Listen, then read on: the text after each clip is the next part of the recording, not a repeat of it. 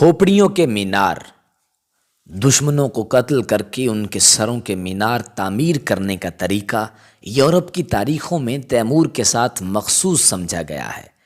یہ مینار نگارستان خون ریزی ضرور تھے، مگر سخت مکروہ اور ہولناک تاریخوں کے صفوں میں بھی ایسے ہی کریہہ منظر اور ہیبت ناک اور ہیبت خیز ظاہر کیے گئے ہیں۔ لیکن ایسے معاملات میں تیمور کی نسبت کوئی فیصلہ آج کل کے نرم و حلیم قواعد تمدن کے مطابق نہیں کیا جا سکتا۔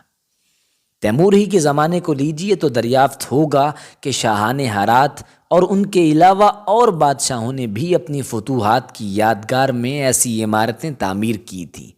تیمور میں اور ان میں فرق صرف پیمانے کا تھا۔ تیمور کے مینار بڑے ہوتے تھے اور ان کے مینار چھوٹے۔ یہی کیفیت قتل عام کے وقوعوں کی تھی۔ یہ بات نہ بھولنی چاہیے کہ تیمور ایسی جگہ رہتا تھا جہاں رحم دلی بزدلی کی علامت سمجھی جاتی تھی۔ اس کے زمانے میں یورپ کے بادشاہ بھی رحم دلی کی طرف کچھ زیادہ متوجہ نہ تھے۔ انگلستان کے شہزادہ بلیک پرنس نے لیموک کو اس طرح ذبح کیا جیسے مذہب میں بھیڑ بکریاں ذبح کی جاتی ہیں۔ برگنڈی کے بادشاہ چارلس نے دینانت کے مقام پر آدمیوں کو اس طرح صاف کیا جیسے بھیڑیا بھیڑوں میں گھس کر سب کا صفایا کر دیتا ہے۔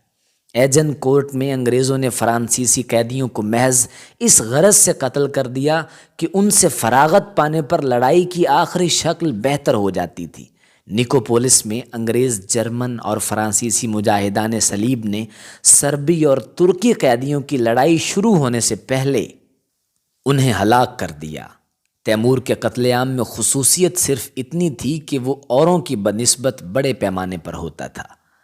کرنل سائکس نے دلائل سے بیان کیا ہے کہ تیمور نے قتل عام کا جہاں جہاں حکم دیا، فنون جنگ کے اعتبار سے وہاں ایسا ہی حکم دینا قطعی ضروری اور لازمی تھا۔ اس خیال کی صحت بہت مشتبہ ہے، لیکن یہ بات بالکل صاف نظر آتی ہے کہ اپنے زمانے کے اور بادشاہوں سے تیمور کہیں زیادہ درگزر کرنے والا تھا۔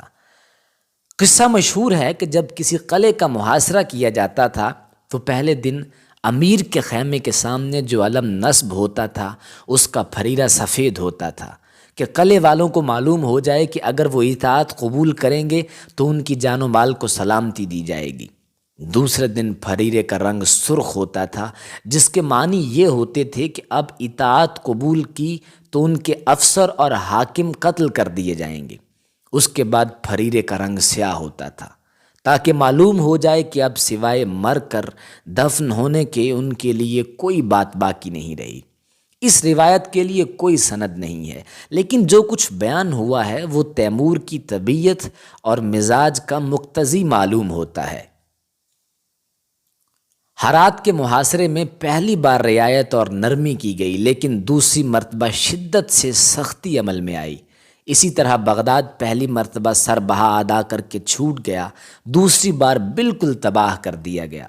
پڑھنے میں آتا ہے کہ اورگنج کے شہر کو منہدم کر کے اینٹوں اور پتھروں کا ڈھیر بنا دیا، لیکن بعد کو اسے از سر نو تعمیر کرنے کا حکم دیا۔